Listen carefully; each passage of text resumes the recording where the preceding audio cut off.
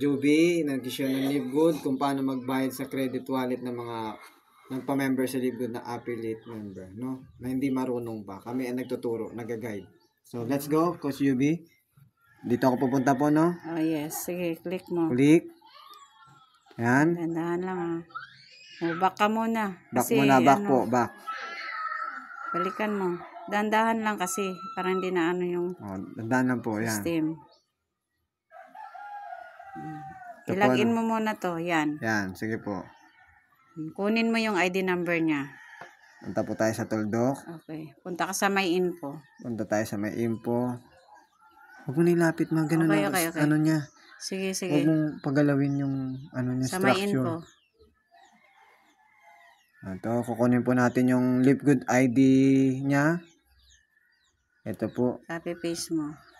Copy paste. Copy. Tapos alis ka na dyan. Alis na po, back. Back. Back pa. Back pa po. O din. Pasok ulit. Pasok ulit po. Okay.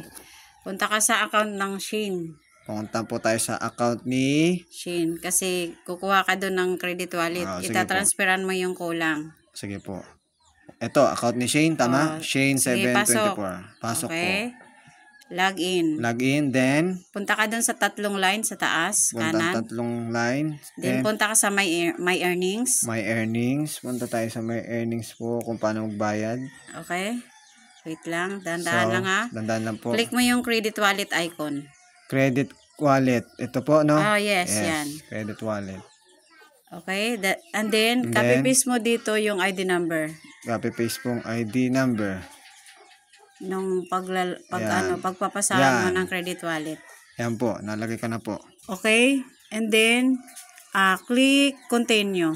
Click continue na po. O, click mo na siya. Wala na po yan. Sige na, i-click mo na. Kasi may time, yan dyan, mag-i-expire. Sorry po. And then, scroll up. Scroll up. Ay, no. Hindi tayo magbabayad. Sorry. Back mo na. Isang back. Isang back po. Magta-transfer po tayo ng credit wallet. At i-click mo muna itong choose credit type. Sabi ko siya, magpindot dito transfer.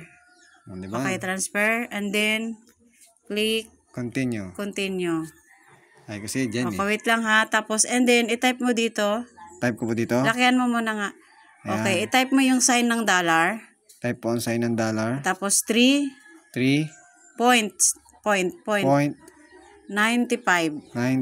Papasa natin dun sa kulang. Okay. And then, punta ka dito. Click continue. Okay. Click continue. Parang malabo yung video natin. Babasahin mo ngayon. Check mo kung tama yung taong pagpapasahan mo.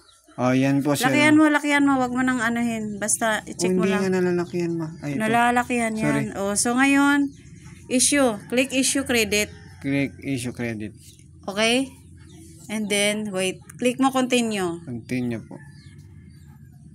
Oh, okay, napasahan na siya ngayon. Okay po. Ngayon, dahil babayaran natin yung account niya, back ka dyan, pupunta tayo dun sa babayaran natin na account. Back. Pinasahan lang muna natin siya ng, ng dollar. Back. Okay. Back. Nakaback na po ako. Okay. Back pa. Login. Login ulit. Okay. I-login mo ngayon yung babayaran mo na tao. Sino po? Okay, ito, babayaran mo. Yan yung pinasahan mo kanina. Oh. Yan po ang pinasahan. Then click. Click. I-copy paste mo ulit yung ID number niya para mabayaran mo siya. Copy paste ulit po ang ID number niya. Copy paste. Yun, copy. And then back ka.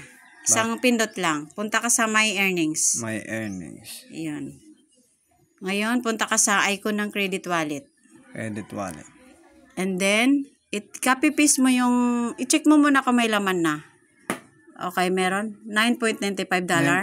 Okay, kasya na yan pambayad ng subscription. Ngayon, i-copy paste mo dito yung ID number niya. Okay. Copy paste.